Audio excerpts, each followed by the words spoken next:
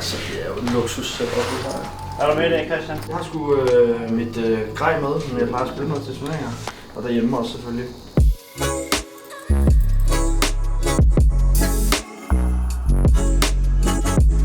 Hvor meget går du op i dit gear, når du sidder og spiller?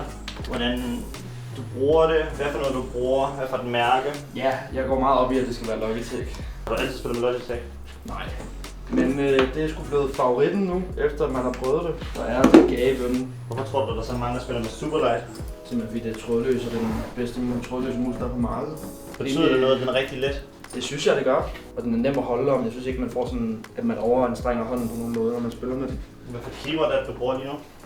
Det er et G Pro. Logitech Pro. Hvad for nogle switches har du?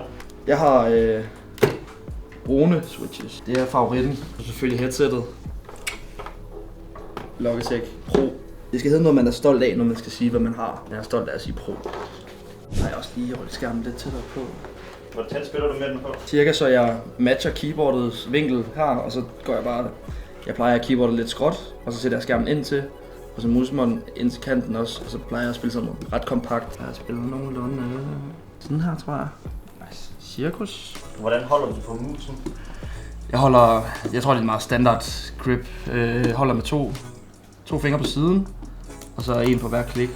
Og så, jeg spænder ikke særlig meget i hånden, når jeg spiller. Den ligger typisk bare ovenpå. Og så, jeg spiller meget med wrist i forhold til at spille med armen, fordi musen det er jo trådløs, så den er meget nem at bevæge rundt i de små bevægelser inde i CS. Har du altid spillet sådan der?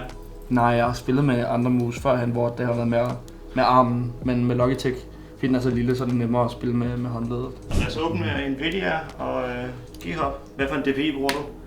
400. 400 DPI. Det er super vigtigt, at det er 400 for mig. Det er ultimativt det nemmeste at arbejde med. Er der en grund til at spille 400 frem for 800? Nej, altså det tror jeg ikke. Jeg tror bare, det er præference, fordi når jeg sidder inde i buy-menu og jeg køber med musen inde i CS, så er det jo den sensitivity, jeg er vant til. Hvis du sætter den op til 800, så er det højere inde i buy-menu. Og dit Windows mus? Den plejer at være på 6. Det går ud fra det den der. Ja.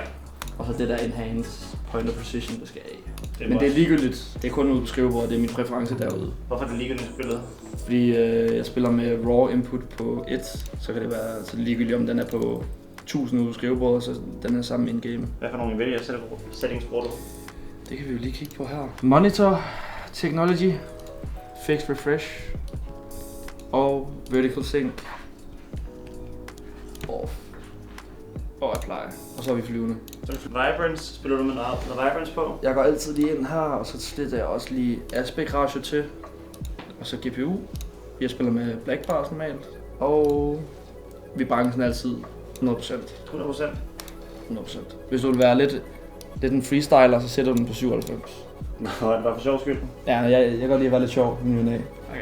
Så jeg tænker 97 i dag, det er HS. Okay, så inde i launch options, der plejer jeg at skrive minus console, minus novit, minus fric 165, minus take rate 120 og plus EXEC AutoXC.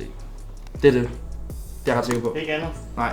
Jeg plejer at have en lille mappe, når vi tager til turneringer, hvor det står i, så jeg ikke behøver at skrive det og huske det. Så du har nogle settings derhjemme, du altid bare har klar?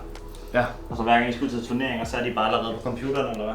Yep. Hvor tit ændrer du settings? Jeg tror aldrig nogensinde, jeg ændrer sådan sens og opløsning. Og hvis jeg har en dårlig kamp eller spiller i dårlige prac, så plejer jeg nogle gange lige at skifte crosshair lidt, men ikke noget sådan kæmpe stort med sensitivity og opløsning og sådan noget. Nå, det første jeg plejer at gøre, det er at gå herind, sætter mig til fullscreen, normalt 4:3, så det er den opløsning, jeg plejer at spille. Alt det her, det plejer jeg at putte på low. Fuld low. 4x. Hvorfor 4x? Fordi det, når man spiller min opløsning, så kan det godt være lidt mystisk at se nogle gange. Fordi hvis du sætter det på non, de to her, eller billionaire non, så er spillet meget grumset og ikke så pænt. Og det hjælper lidt på det. Det er lidt nemmere at se i spillet. Min mouse sensitivity sætter jeg til 2,2. Går jeg herned, kigger på, så tager vi jump, den scroller jeg ned, når jeg vil hoppe på musen.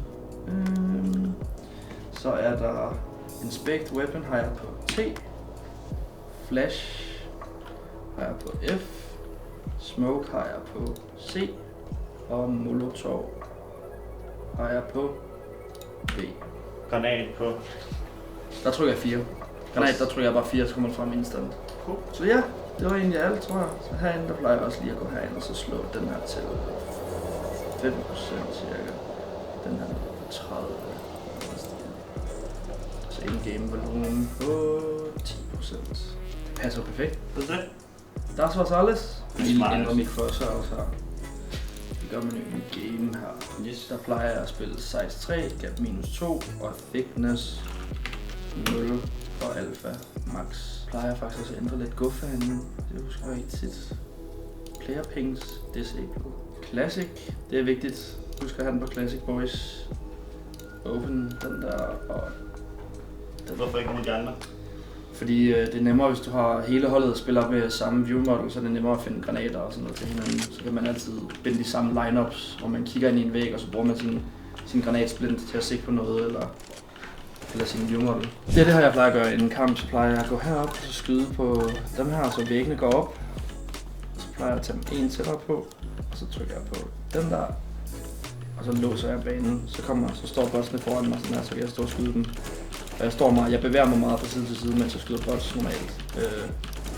Fordi så kommer man også lidt i gang med sit movement-agtigt, så man ikke bare står stille og skyder.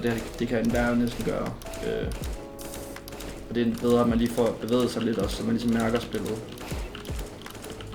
Er der bestemt en mængde, du gør det med? Nej, jeg synes, jeg gør det egentlig bare indtil, at jeg føler, at jeg sidder godt, og jeg ligesom er tilpas med sådan setup'et, og føler, at det ligesom er komfortabelt, bare det at gøre, at sidde og skyde de bots her, fordi det er jo ikke noget, der giver mig super meget at sidde og skyde 1000 eller 2000 eller 5000 inden en kamp. Det plejer bare lige at være sådan, så jeg føler, at jeg sidder rigtigt, og så er jeg klar til at spille. Det er, hvad du nogensinde før en turnering? Ja, jeg spiller faktisk typisk omkring 200-500 kills op til turneringer om dagen, inden prac, eller efter prac, eller i pausen i prac, hvor man lige får skudt nogen, så man ligesom alligevel lige varmer lidt op inden, men det vigtigste er jo holdperformance over individual performance, selvom individual også er højt sat, eller det er vigtigt at spille godt individuelt spil i PT i CS med metaen, der er med folk, de løber meget rundt og skyder folk individuelt, og der er kommet mange nye unge spillere, som også er super hurtige, så man skal selvfølgelig også lige vedligeholde det lidt. Er der noget tip eller trick, du vil give til nogen, hvis de lige var i gang med at blive god? Måske lige omkring level 10, men hvorfor ikke nogen af de andre?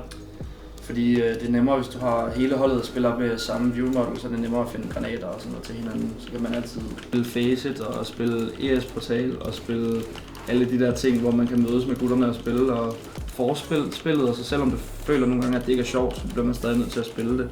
Men man skal selvfølgelig også huske glæden. Men nej, jeg tror ikke, der er noget sådan fif til at blive level 10 på Faceit, hvis man er level 5 eller sådan noget stil. Det tager bare tid.